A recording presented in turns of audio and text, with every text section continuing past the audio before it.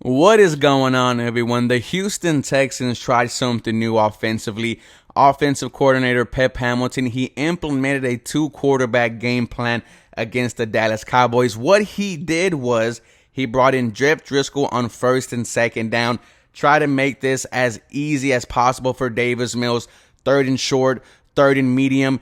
And when Davis Mills came in, if he converted the third down, he would then get a couple plays with the offense, try to get in a rhythm. And whenever the Houston Texans needed to establish the run game once again, would bring in Jeff Driscoll.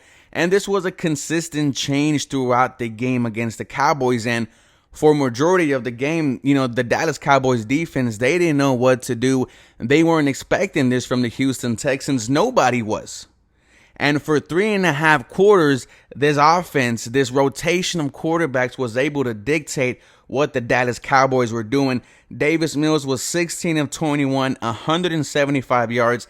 His best passing day as of late is not that much yards. He's been that bad all season. This was the best performance by this offense, all season. 333 yards on the day.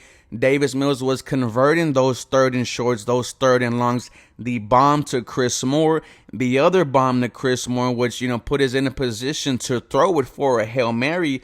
And then when Jeff Driscoll needed to come in, and they also used them on third and short situations, right, running that Wildcat, it was interesting to see this offense go with two quarterbacks, and Driscoll added 36 yards on the ground, 36 yards through the air, a touchdown to Amari Rodgers. It was working for the Houston Texans.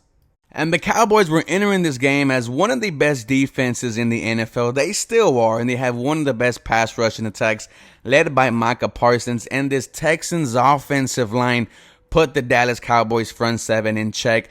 No sacks were allowed. We maybe have one of the best tackle duos in the NFL of Laremy Tunsil and Titus Howard. They've been trying to tell us all year how special they are, and it showed against the Dallas Cowboys. The Houston Texans quarterbacks, whether it was Driscoll or Davis Mills, whenever they threw the ball, because Jeff Driscoll, he also, went to throw the ball 6 times, they weren't touched. Shout out to this O-line. Kenyon Green had a very okay day. AJ Ken, solid. And Scott Quisenberry, I've been giving them, shit the past couple weeks. Had a very good day against the Dallas Cowboys. Shout out to this offensive line. It was much needed, and it was one of the reasons why this offense was very successful. And on 4th and 1, I do believe if Dameon Pierce doesn't get hurt, that the Houston Texans win this game.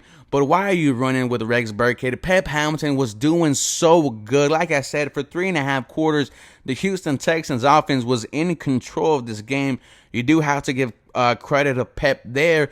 But why do you use Rex Burkhead? You just signed Eno Benjamin. You have Derek Bungawale. Why do you bring him in? It gave me flashback to the Colts. Whenever I saw Rex Burkhead out there, I knew the Houston Texans were going to blow it, and I knew the Dallas Cowboys would capitalize and end up winning this game, and that's eventually what happened. So close, yet so far.